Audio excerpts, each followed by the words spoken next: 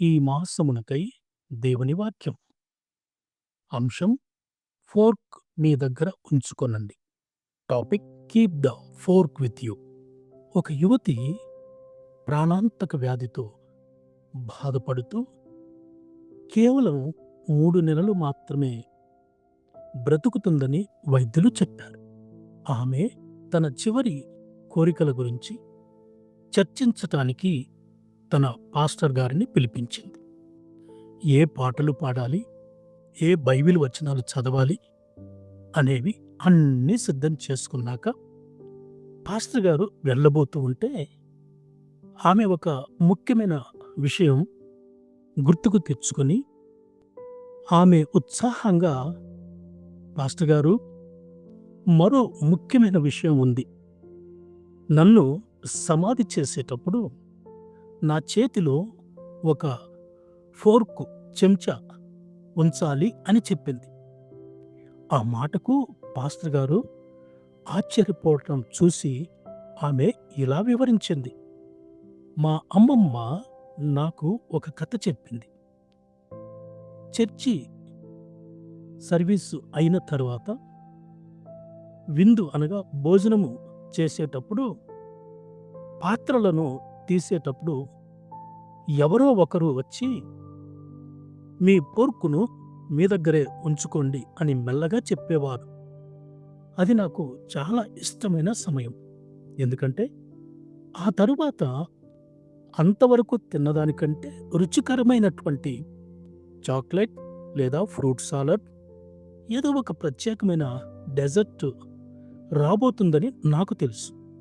అందుకే నా శవపేటికలో నన్ను చూసేవారు ఆ ఫోర్కును చూసి ఆశ్చర్యపోవాలని నేను కోరుకుంటున్నాను. ఆమె ఇంకా ఇలా చెప్పింది. అప్పుడు మీరు వారికి చెప్పండి, మీ ఫోర్కును దగ్గరే ఉంచుకోండి. ఎందుకంటే ఇంకా అద్భుతమైనది, the best is at to come, రాబోతుంది అని పాస్టర్ గారి కలలో ఆనంద బాష్పాలు తిరిగాయి. పరలోకం గురించి తనకంటే యువతికే ఎక్కువగా అవగాహన ఉందని ఆయన గ్రహించారు.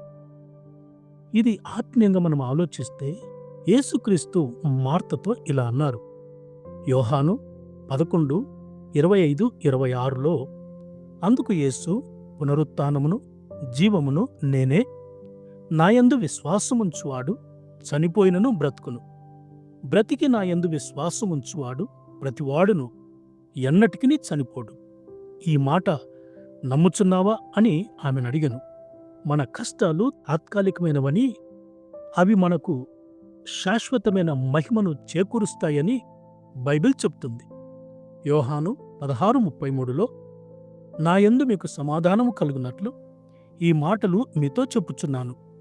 లోకంలో మీకు శ్రమ కలుగును, అయినను ధైర్యం తెచ్చుకొనుడి, నేను లోకమును జయించి ఉన్నాను.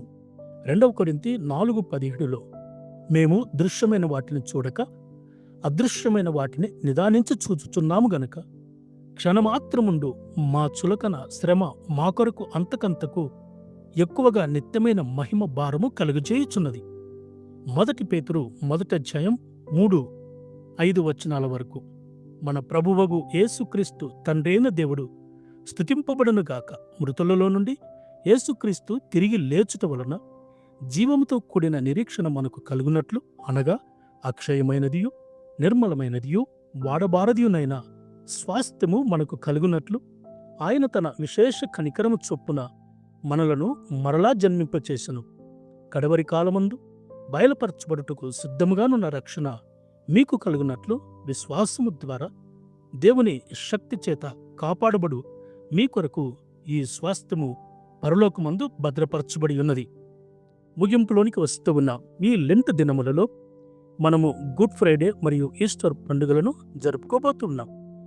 ఈ సందర్భంగా ఒక విషయాన్ని గుర్తుంచుకోనండి.